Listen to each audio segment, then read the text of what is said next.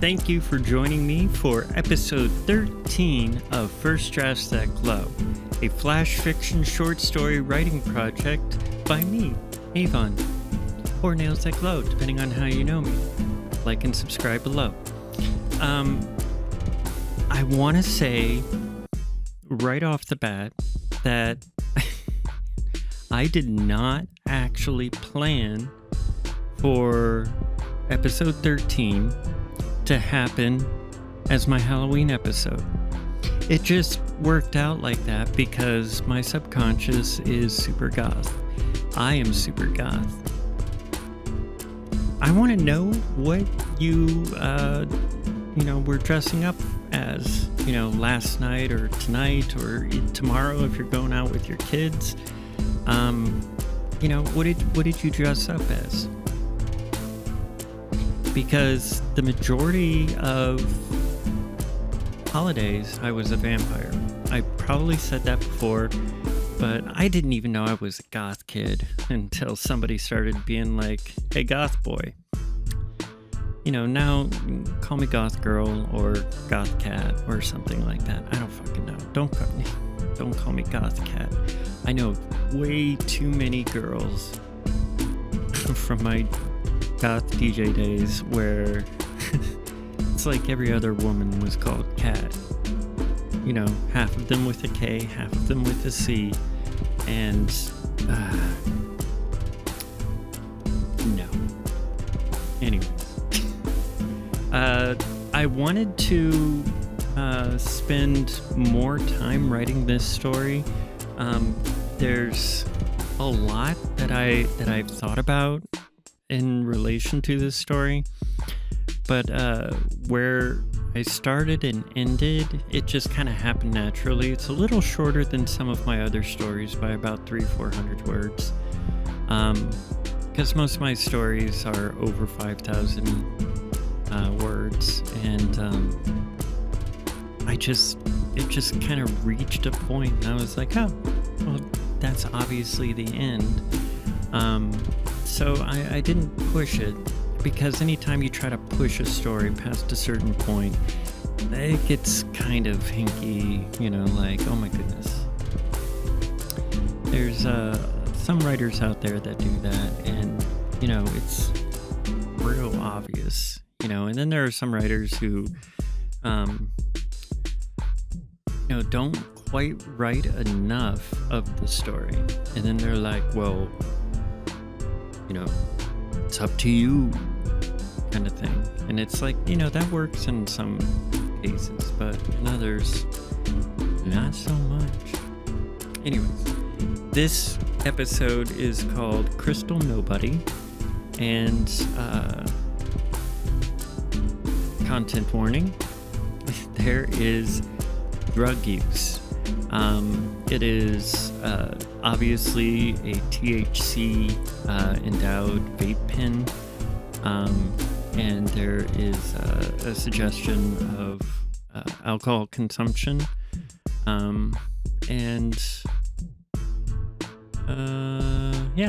that's it. And it's a Halloween story, so of course there's going to be violence. There's going to be mention of violence.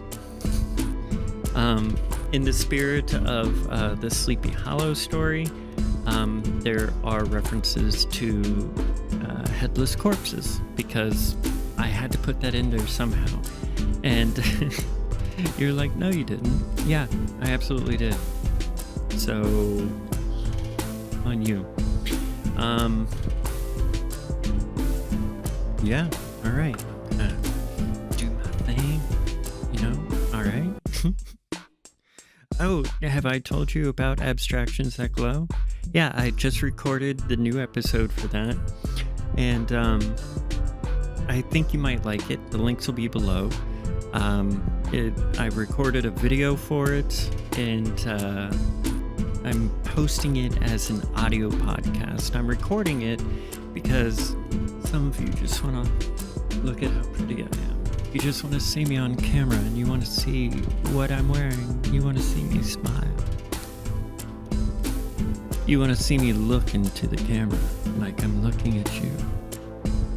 Like we're sharing a moment.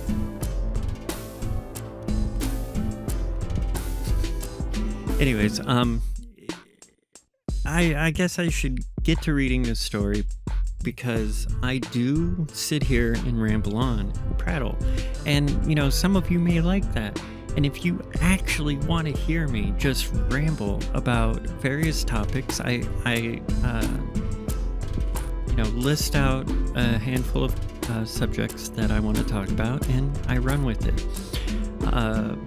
I am going to try to get a co-host or at least have a guest for episodes and stuff like that, but I'm going to be talking about stuff that I have the ability to talk about, mainly opinions.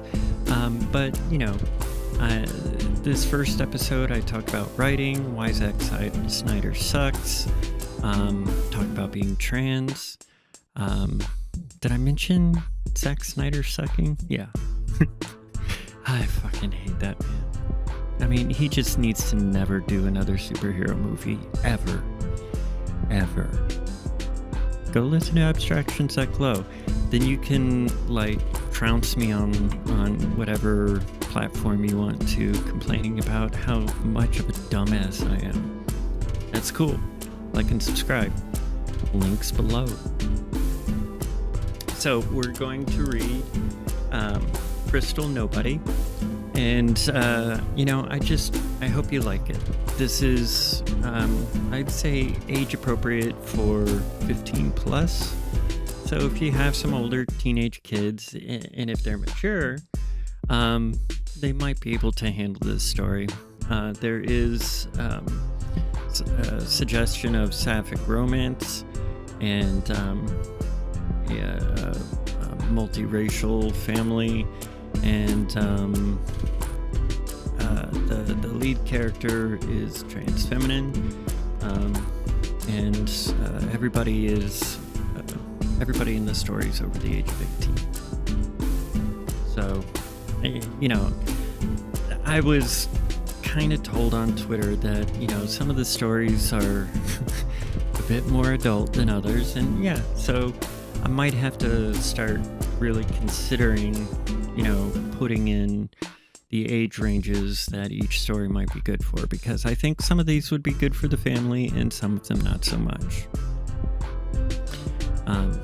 But that is why we're here. It's all a learning process. Alright, so anyways, episode 13, Crystal Nobody, a first draft Zack story by me, Avon.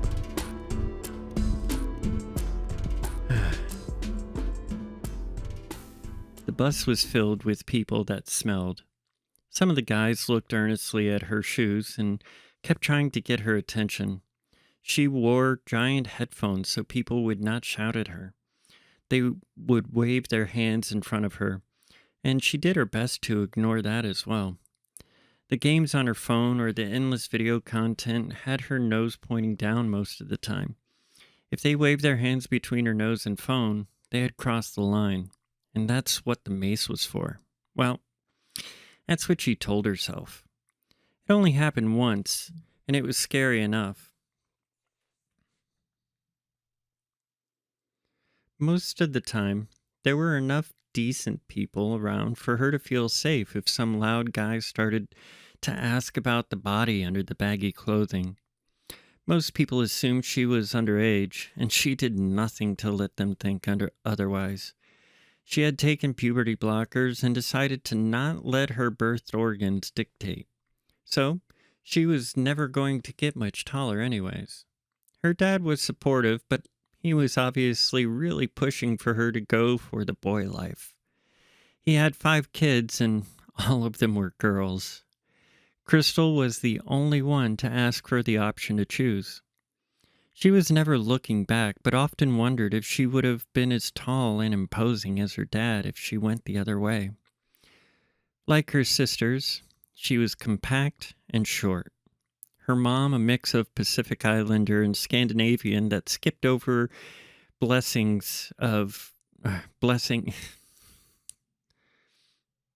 mom, a mix of Pacific Islander and Scandinavian that skipped over blessing any of the daughters any of the height of her grandfather. At a towering 5'4", the mom was not much taller than the girls, all around 5'1" and 2". Dad was an even 6 feet and had a body Crystal thought was just like the superheroes in the movies. He played hockey in a minor league and co-owned a gym. Two of the sisters were sports focused, and two were focused on skateboarding and being in a band. Crystal was the quiet artistic type that never quite felt as loud as her sisters. She was the baby of the family.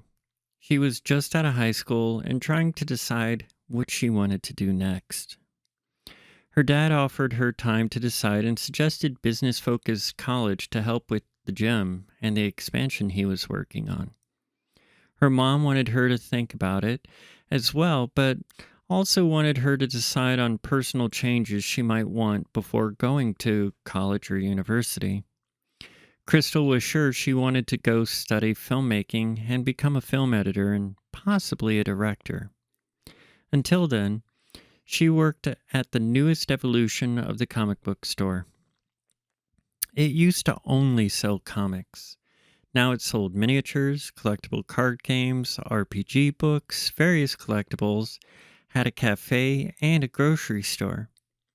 The cafe focused on drinks from around the world, some handmade and some imported.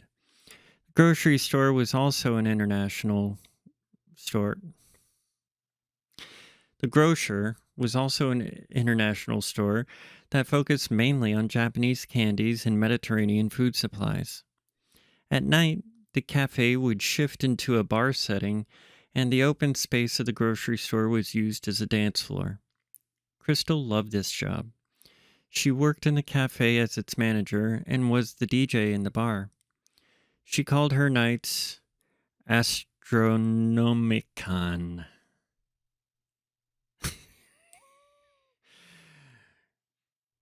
The God Emperor. Anyways, that's why we're here, right? Aside from the occasional guy that was too old, few of the boys or girls were looking at Crystal. Her mom said she was just finding herself still. Crystal thought she may be aromantic and was never really interested in sex. She kissed a few boys and a few girls, started rounding the bases with one girl at a party her junior year. It just felt wrong. Maybe one day, but not anytime soon, she would often tell her mom. She felt her reputation as a non-sexual girl kept many of her age away. She also had this problem of losing her voice anytime she tried talking to anybody she felt was interesting. So she would DJ and write campaigns for a few table games for the store to offer up to players on game nights. This made her feel connected enough. Tonight was special. She had confirmed her first appointment to review her physical needs moving forward, and the possibilities made her feel happy. The cafe workers noticed how chipper she was, and they all assumed she was dating finally. "Oh, Crystal, is it that one boy that looks like he hasn't eaten in 3 months? Oh, or is it the one with the impossible tan and hairline that makes him look like an action figure?" The girl's eyes sparkled with the white accents enhancing the smoky vamp makeup. "Or is it one of those girls tragically stuck in the late 70s punk trend?" "Shut up, Carrie. I'm sure Crystal is going for that one girl that serves cottagecore flavor and reads Saga." The other girl, dressed in a simple blue jean and t-shirt, squeaks brightly. "Oh, like our gothic movie-loving queen here would be into such a mundane human," Carrie says, flipping her vape out of her bag. "You gals want to join me outside for a few puffs?" Crystal looks around as the rest of the team looks to be finishing up the night setup. "Sure. I need a break before the night gets going.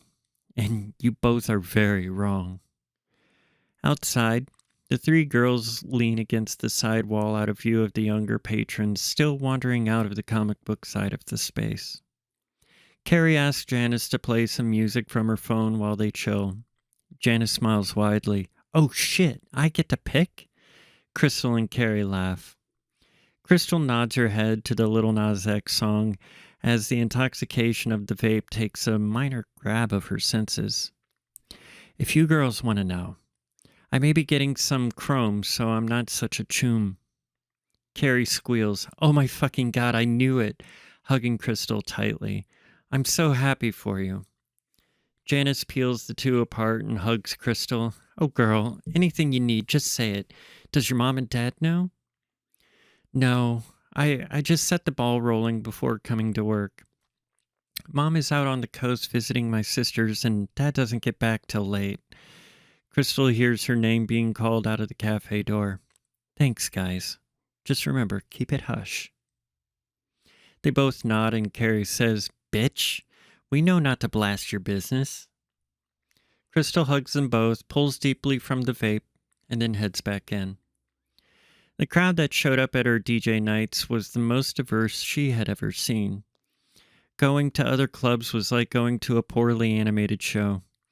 Everyone looked more or less the same, and the music a muddy slog of similar beats and vocals. The occasional change up for one or two tracks before hitting the plain yogurt flavor. Crystal. Uh, it's why we're here. I get so caught up. All right. Crystal mixed Wu-Tang with Sisters of Mercy and would throw Pink Floyd on top of Run the Jewels. Her crowd was a technicolor insanity. She thought it was the most amazing thing that so many different types of people would just sing along with Prince while Nine Inch Nails music attacked.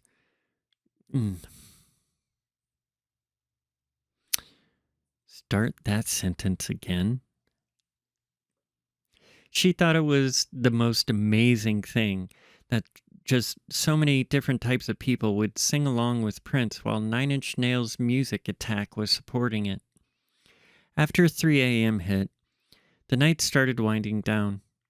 She got the crew sweeping the crowd out and ordering the ride shares for the more sloppy attendees. She always started playing Weird Al songs to start the process. The more sober ones knew the signs, and the intoxicated ones would be distracted long enough for the rides to show up. When it was just her, Carrie, and Janice, she relaxed, asked Janice to count the door and Carrie to balance out the bar while she sat to catch her breath and rest her piggies. Grabbing a bag of vegan jerky from her purse and also a bottle of water, she shifts from about to sit to rush to the bathroom. Her bladder was on alert suddenly. "Must have been those shots, Janice," she yells with a sarcastic flair. "I'm going to get you used to Jen one of these days, girl," Janice yells back. In the bathroom, Crystal manages to sit before her bladder opens up. Her oversized shirt thrown over her shoulder and sleeves gently being rolled up before she notices the crystal cat at her feet. The fuck is that? Finishing, she stands to pull up her pants with her eyes focusing on and off the object on the floor. "Who would have brought you here, let alone leave you?" she whispers to herself. "I came here on my own," the crystal cat says, tilting its head up slightly. "How are you?" Crystal jumps out of the stall into the bar space. Carrie and Janice look up and both instantly look concerned.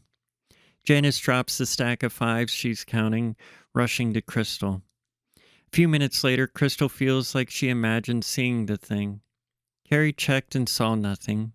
Janice double-checked, then checked twice more to be sure.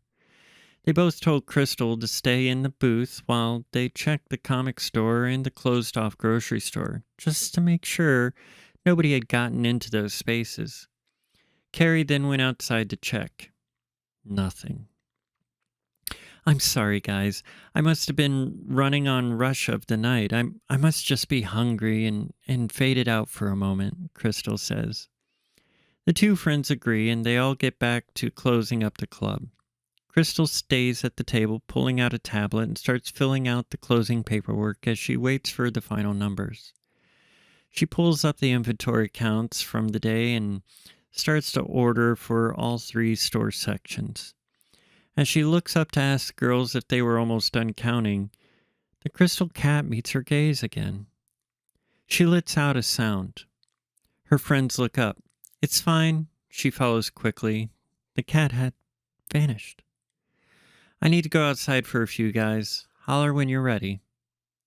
Carrie tosses the vape to Crystal as she walks out. Outside, Crystal stays just to the side of the door. She pulls out her phone while hitting the vape. She starts a playlist her mom had made for her, and she pops in earbuds. A mix of Motown and 60s rock. It calmed her down when she got spooked by anything. The song Brick House had been playing when she took an extra big hit. The lyrics, "She's mighty mighty, letting it all hang out," were rolling into her ears as she opened her eyes to see the crystal cat on the back of a crystal horse. A life-sized horse. Unable to move or speak, Crystal just stares into the empty gaze of the two creatures. The horse head moves slightly as the cat walks up its neck. A soft sound of metallic glass with each step the creature took, followed by a dull clunk when the cat belly flops on the horse's head. "Could you have some respect for my head, cat?" the horse says. The cat laughs. "Shut up, you." Crystal moves slightly to peer into the door. Before her body can move too far, the horse says, "Now, hold on there." Snapping back into place, Crystal feels her face getting wet from tears. The cat waves one of its paws casually. "No need to cry, girl. We came to help you out." A grunt of agreement from the horse as it nods softly. "Yeah, we are here to help you." Crystal tries to clear her head. Carrie got the most potent mixes for her vape and would tend to enhance them. No telling what the potency was in this. Are you here or are you in my head?" Crystal says out loud, surprising herself as she says it. The cat twists its head side to side. "Well, we are here, inasmuch as you can see and hear us. We used to have more reach, but this world keeps changing so fast." Crystal absently hits the vape again. Catching herself mid-hit, she drops the vape into one of her pockets. She then studies the two creatures. The separation between the horse and the cat is clear, but they both seem to be soft, despite the glass crystal material they seem to be made of. Am I hallucinating? She surprises herself again, saying this thought out loud. The horse grunts. "No, but I get that.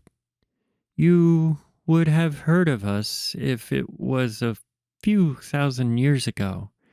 As it is, well, what he's trying to say is that most of this fucking planet has forgotten about us," the cat snaps.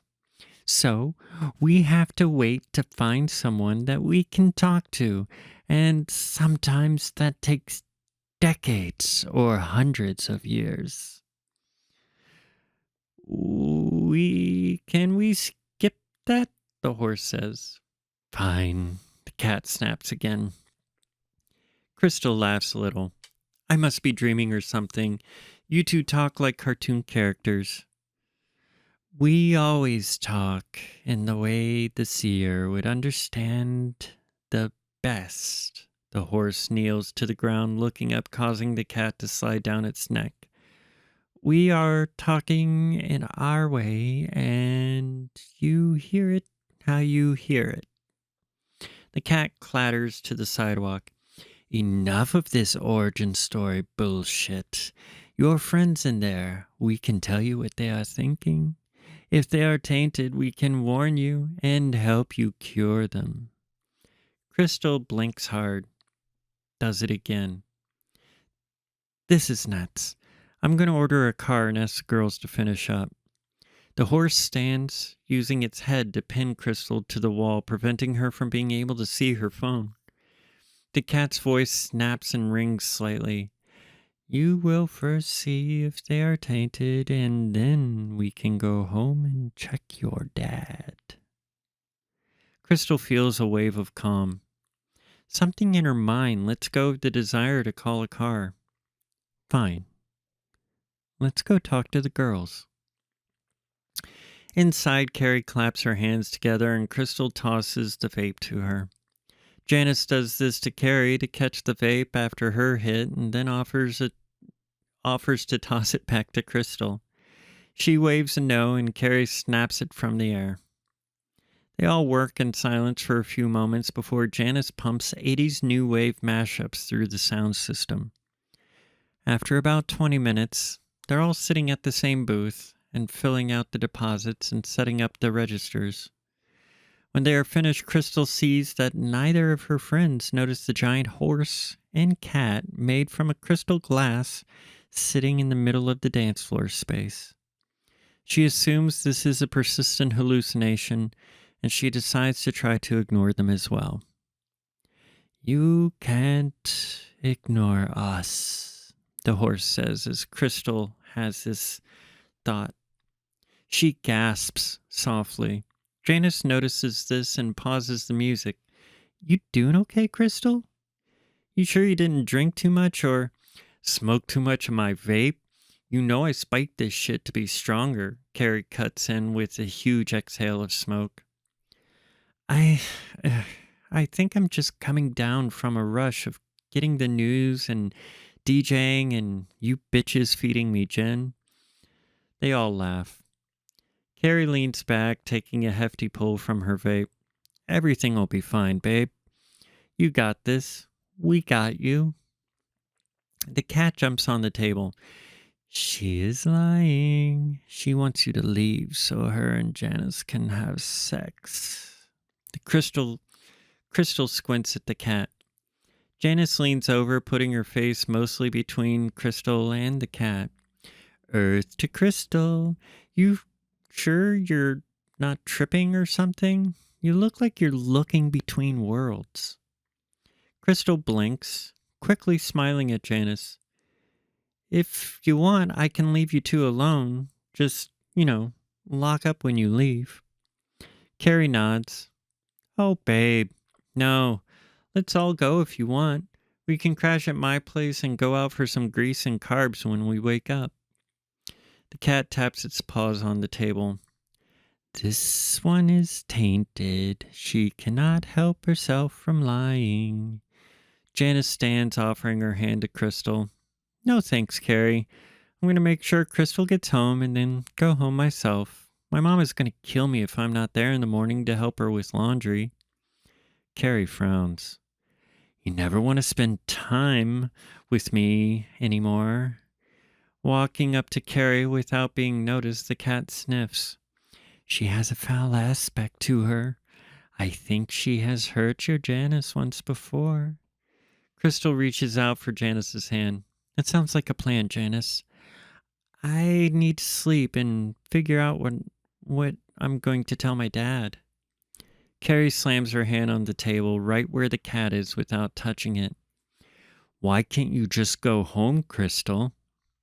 Janice pulls Crystal close. Carrie, you need to calm down. We're going to get a ride, and you just go ahead and lock up. Turning around, Janice walks her and Crystal through the glass horse on the floor. The horse stands as Crystal feels a chill walking through it. Look out, the horse says. Crystal turns to see Carrie throw an empty bottle at Janice's head, making contact. Janice and the bottle hit the floor at the same time. The cat laughs as it taps around the table. I told you she is tainted. Crystal screams as she follows Janice to the floor.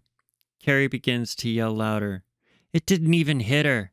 Just go home and leave us alone, Crystal. A rush of blood from her hair starts dripping to the floor as Crystal lifts Janice's head and torso. Crystal tries to get Janice to open her eyes with a few movements. Hey, Janice? Janice? Crystal cries out as she fumbles into her purse with a blood-covered hand to find her phone. Carrie falls silent as she walks slowly to the two of them. Seeing the blood and Crystal pulling out her phone, she slaps it from her hand and then punches her. Leave her alone. Crystal sees blackness, littered with stars and some color flashes. The voice of the horse feels close to her ear. There is a sweetness to its breath and a coolness with each word. She is going to kill you if you don't kill her first. What? Crystal weakly mutters. Why would... Slipping as she tries to get back up, she slams her shoulder to the floor. The blood covering her hands and jeans now getting an odd sort of sticky with bits still slick. Stop. We need to get her help, she manages to say as she gets up to her feet cautiously, unable to stand up properly. Carrie's sitting on the floor holding Janice, a limp Janice. She's muttering something Crystal can't quite make out. The cat walks around the two with a clear tapping. Yeah, she's about dead. As soon as she gets clear-headed, she will try to kill you. I can't believe that, Crystal says. Carrie turns to look at Crystal. What did you say? We need to get her help. It'll be fine, you know. We just need to call an ambulance. Crystal tries to collect herself as she slowly walks to Carrie and Janice. The horse steps in front of Crystal. We need to kill her. Do you want my help?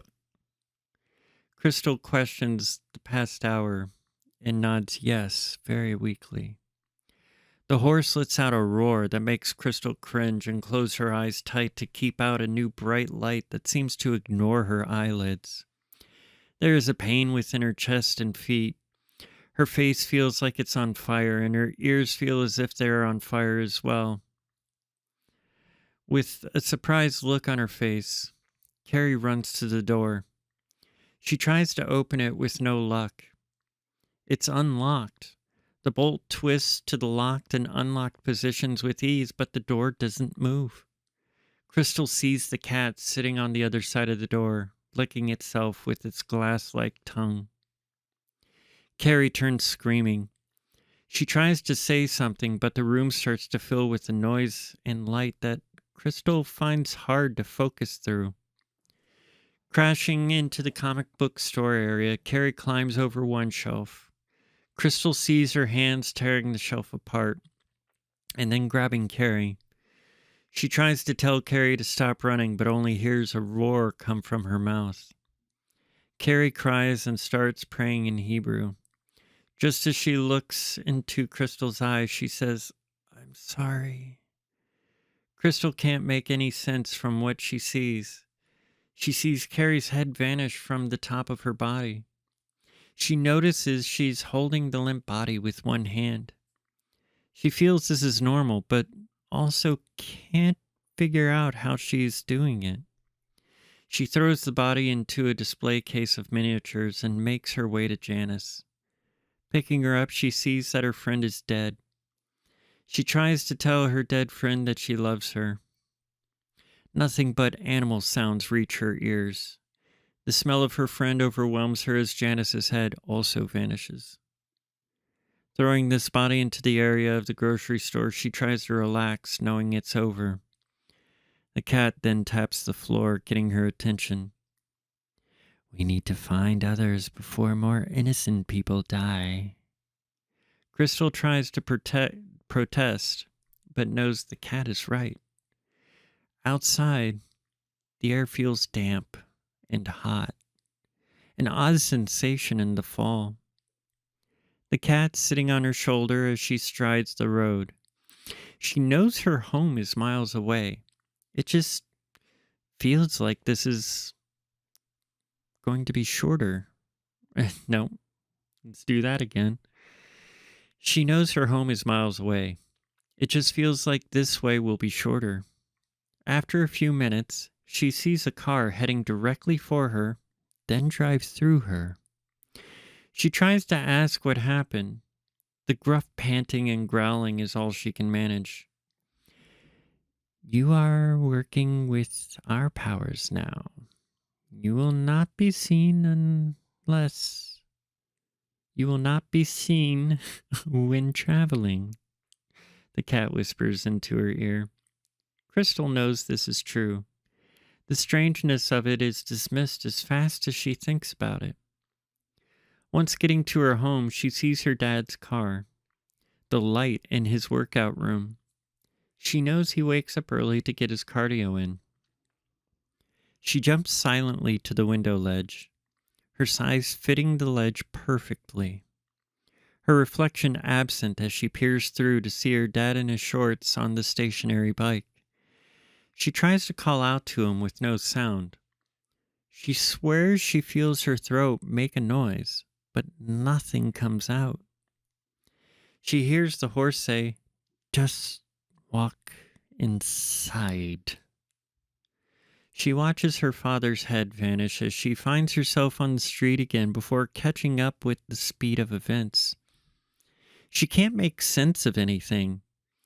Was she in the house just then? Did she pick up her dad and cover his mouth with one hand? As she tries to remember what had happened since she started closing the club, her mind gets cloudy. She sees the cat and the horse before her.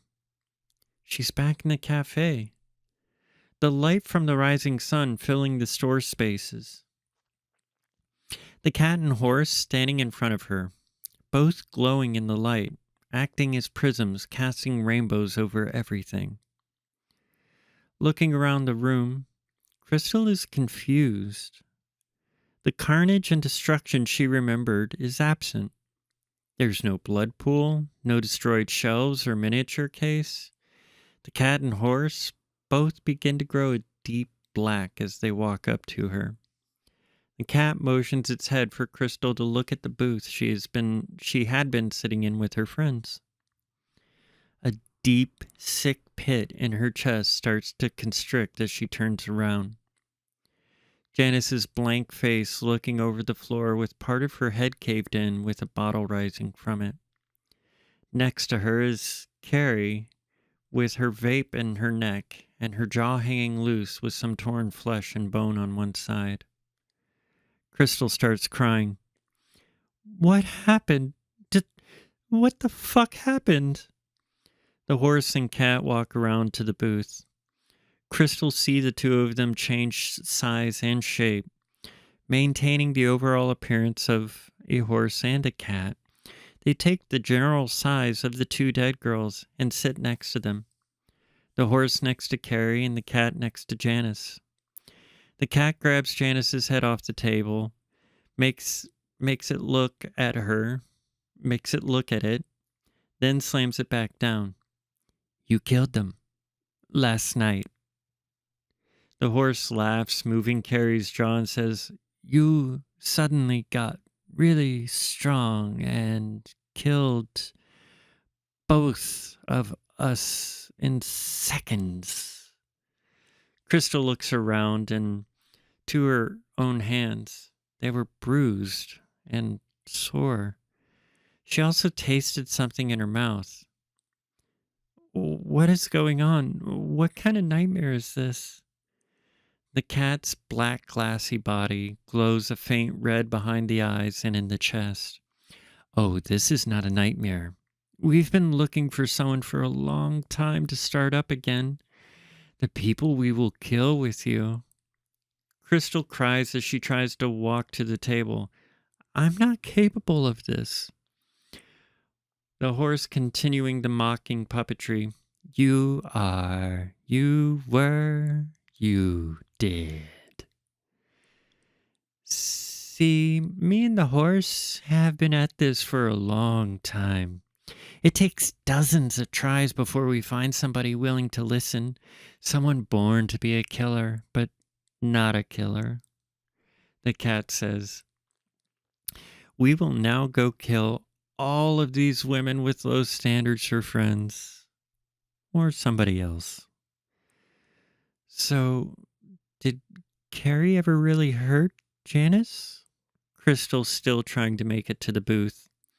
The horse nods. No. It then laughs. No.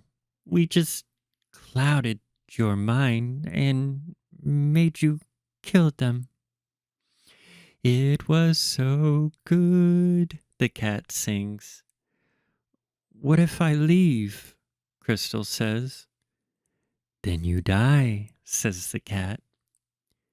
Is my dad really dead? Horse nods. Oh, that was the best one. The cat laughs. You might never know. Crystal manages to reach the table. So, what happens to me now? The cat and horse look to each other. I suppose we go into the forest and run until we find someone else to kill. What did I do to deserve this?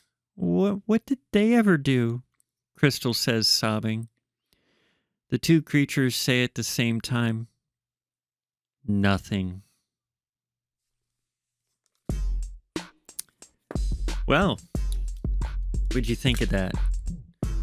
I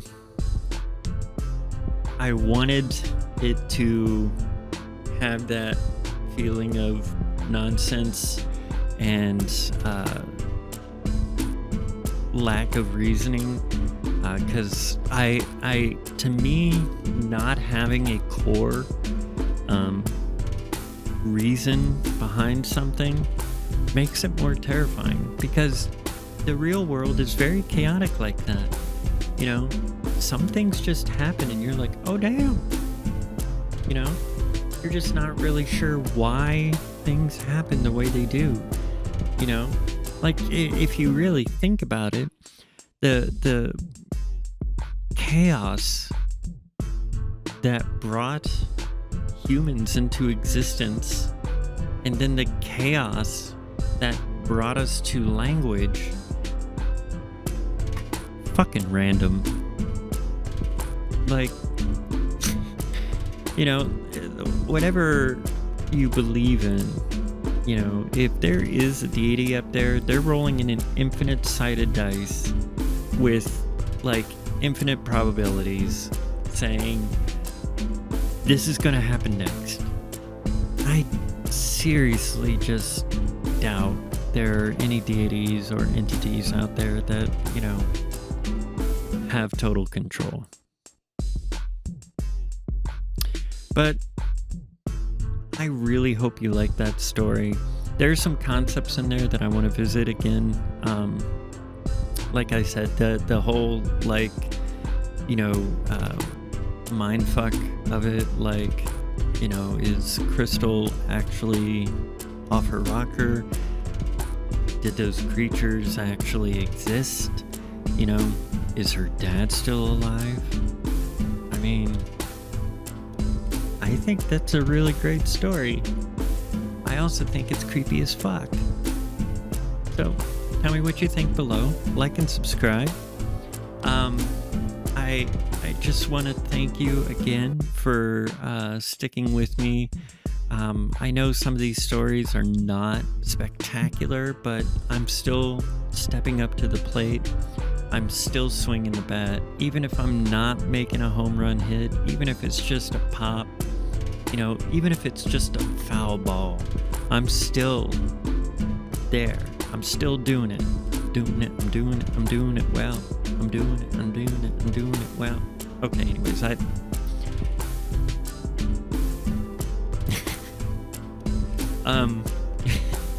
yeah, fucking random, right? This is what happens when I don't sleep. It's probably close to 3 a.m, and I need to fucking lay down. So, my name is Avon. This has been First Drafts That Glow. You can find me on Twitter for as long as that lasts, because, you know, that moron Elon Musk decided to buy it, and he's gonna... my goodness. Find me on Twitter, First Drafts Glow, Nails That Glow. Check the links below for abstractions that glow.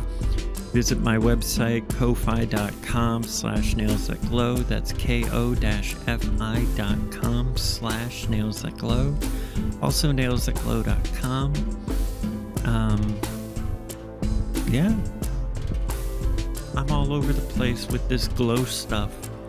Glow. I also, completely blanked on doing my nails before this show. I did my makeup, no blush today. I didn't even put on lipstick. Like, what the fuck? Thanks again for showing up. Thanks again for listening. And, tell your friends. Share it on various platforms. I even started up a TikTok. That's Nails That Glow. I haven't really posted anything yet, but I might do some wild stuff on there. Who knows? I know. Anyways, I know I've said this a few times, but I've been Avon, and this has been First Drafts That Glow, episode 13. Crystal Nobody, and I love you.